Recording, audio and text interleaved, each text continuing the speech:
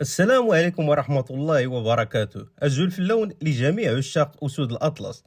الزلزال المغربي مازال كيضرب في أوروبا وإفريقيا، ومن بعد الملحمة التاريخية اللي سقطنا فيها منتخب هولندا وخلينا الصحافة العالمية كاملة كتهضر على دهاء الأسود. اليوم جينا نهضروا على المواجهة القادمة والمصيرية ضد منتخب كندا. مباراة ماشي سهلة كيف ما كيظل البعض، حيت كندا منتخب طموح وسريع وعنده تكتيك أمريكي شمالي كيعتمد على البدنيات والتحولات السريعة. واش أسود الأطلس غادي يستمروا في قطار الانتصارات ويدهسوا كندا، ولا الكانوكر غادي يدير لنا العرقلة؟ في هاد الحلقة غادي نغوصوا في العمق ونعطيكم التحليل التكتيكي السري والسيناريو المتوقع اللي غادي يخلينا نربحوا الماتش. دير لايك اشتراك في القناة ويلا نبداو. اولا خليونا نهضروا على نقاط القوه ديال كندا واللي خاصنا نردوا منها البال. السرعه الخياليه في التحولات كونتر اتاك. منتخب كندا ما كيبقاش شاد الكره بزاف، ولكن غير كيقطعوها كيمشيو نيشان المرمى باقل عدد ديال التمريرات. عندهم لاعبين سرعه بزاف في الاجنحه بحال الفونسو ديفيز الا كان حاضر طبعا، وجوناثان ديفيد، وهادو كيتغداو على المساحات، الاندفاع البدني والقوه الجسمانيه. الكنديين كيلعبوا بالضغط عالي في اول 20 دقيقه باش يخطفوا هدف ويرجعوا يدافعوا، وهذا الشيء خاص اللعابه ديالنا يدخلوا ليه بتركيز عالي وما يتسرعوش في بناء اللعب من الخلف. ثانيا نقاط الضعف ديال كندا وكيفاش نضربوهم. البطء والارتباك في عمق الدفاع. الدفاع ديال كندا كيعاني بزاف فاش كتكون الكره في ظهر المدافعين، وفاش كيلعبوا ضد مهاجمين كيعرفوا يدوروا بالكره في المساحات الضيقه. تمريرات البينيه السريعه، الاسيستات من خط الوسط ديالنا غادي تكون هي الساروت باش نفكوا الدفاع ديالهم. فاش كندا كتهاجم الاظهره ديالهم كيطلعوا بزاف وكيخليو وراهم شوارع. هذه هي الفرصه ديال الاجنحه السريعه ديالنا وبالمسانده ديال اشرف حكيمي باش نخلقوا الزياده العدديه ونلعبوا العرضيات الارضيه اللي كتقراهم. السيناريو المحتمل للمباراة، كيفاش غادي يدوز الماتش؟ مثلا الشوط الأول، الشوط الصبر وتدوير الكرة. المتوقع أن المنتخب المغربي هو اللي غادي يشد الكرة ويتحكم في الريتم. خاصنا نلعبوا بالتيكي تاكا وبذكاء، ونحاولوا نجروا اللعابة ديال كندا لجهتنا باش نخرجوهم من البلوك الدفاعي ديالهم.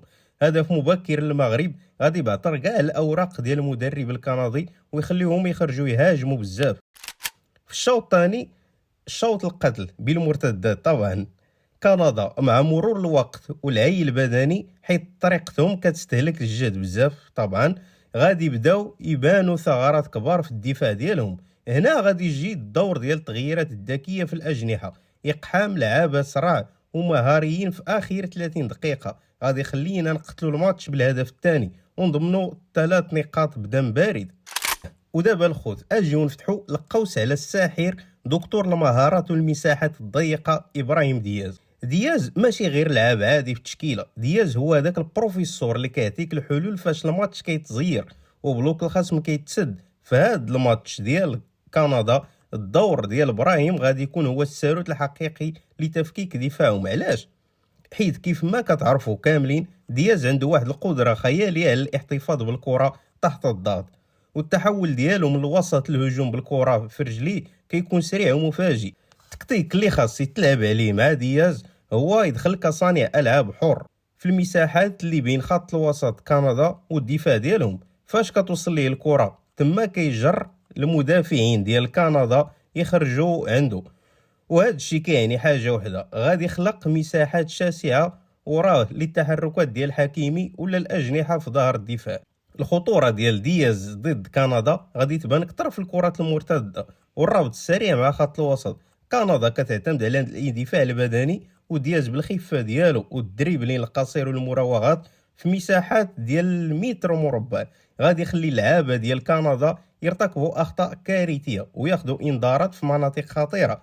ابراهيم دياز في هذا الماتش هو اللي غادي يعطينا هذاك الريتم السريع واللمسه الابداعيه اللي كتقهر المنتخبات اللي كتعتمد غير على الجري والبدني. ودابا اجيو المعقول والموجه النيشان. كنشوف بعض التقارير والصفحات الكنديه كيهضروا بدقه زايده وكيقولوا بلي السرعه ديالهم والاندفاع البدني غادي يفرمل الاسود طبعا.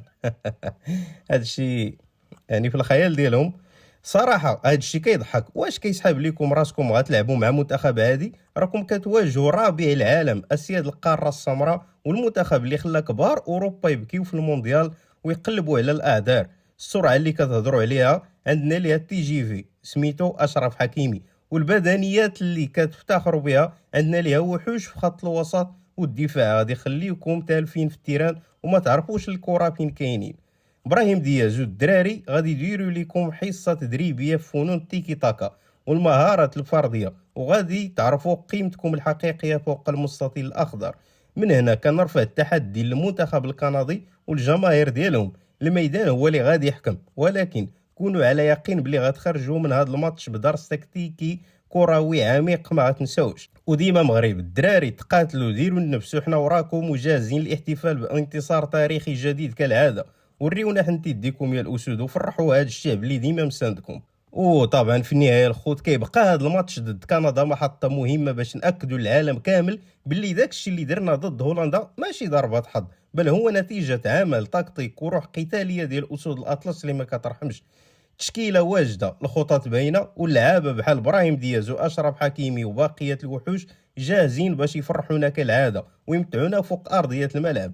ودابا وصلنا للفقره اللي كتعجبني بزاف. المايك عندكم نتوما يا عشاق التكتيك، هبطوا دابا للتعليقات وقولوا لي شنو هو التوقع ديالكم لنتيجه الماتش بالتدقيق، وشكون هو اللاعب اللي كيبان لكم غادي يكون هو رجل المباراه بدون منازع. الى عجبكم هذا الفيديو هذا التحليل ما تنسوش ديروا لايك وديروا تعليق، ومرحبا بكم في قناه الترا افريكا مغرب. شكرا.